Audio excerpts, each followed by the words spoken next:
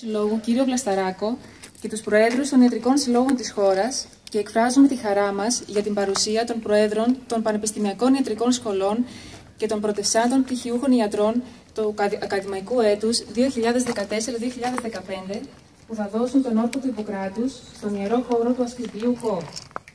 Παρακαλείται ο Γενικός Γραμματέας του Διεθνούς Ιπποκρατείου Ιδρύματος ΚΟ, κ. Νικόλαος Μανούσης, να λάβει το λόγο.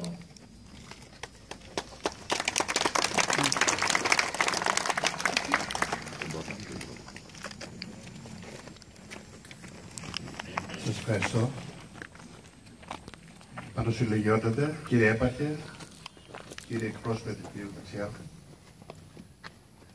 εκπρόσωποι της Περιφέρειας Νοτιού Αιγαίου, αγαπητοί κύριε Πρόεδρε του Πανελλήνιου Ιατρικού Συλλόγου, αγαπητοί Πρόεδρε του Διεθνούς Ιπποκρατείου Ιδρύματος, αγαπητοί Πρόεδρε του Ιατρικού Συλλόγου ΚΟ, αλλά και προνομιούχοι που θα τον δώσετε, που θα οπληθείτε εδώ στο στοιχείο της ΚΟ. Με την ευχή και την ελπίδα ότι αυτό αποτελεί την αρχή, την εκκίνηση μιας προσπάθειας, την οποία οφείλουμε όλοι να υποστηρίξουμε και να την καθιερώσουμε ως θεσμό στο μέλλον, σας ευχόμαστε κάθε καλό. Ο Ιπποκρατικός όρκος είναι μνημείο ιστορικής και ηθικής αξίας. Ο όρκος αποτελεί ίσως το πιο σύντομο έργο της συλλογής που παρεδόθη με το όνομα Ιπποκράτης και σφαράγγισε όσο κανένα άλλο την εικόνα του γιατρού.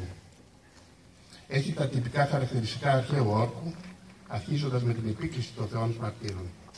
Αναφέρεται στις υποχρεώσεις του νέου γιατρού απέναντι στην οικογένεια των γιατρών και στους αρρώστους συνέχεια. Η πέση του Ιπποκράτη, την εποχή που έλαμψε το ελληνικό πνεύμα. Ο Ιπποκράτης διαχώρισε την ιατρική από τη μαγεία και την έκανε επιστήμη. Δεν προβάλλεται όμως στις σύγχρονες ορκομοσίες, όπως θα έπρεπε η ηθική της ιατρικής του και η αντιμετώπιση των ασθενών.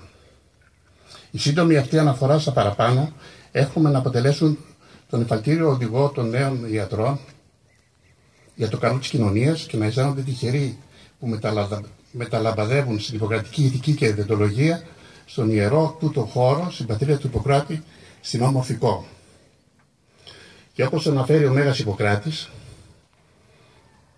η ανθρώπινη ζωή είναι σύντομη, ενώ η ιατρική μακρόχρονη. Η ευκαιρία φευγαλαία και η πείρα επισφαλής. Η ορθή κρίση είναι δύσκολη. Ο ιατρός πρέπει να διαθέτει λεπτότητα τρόπου, γιατί η τραχύτητα προκαλεί την αντιπάθεια και των υγιών και των ασθενών.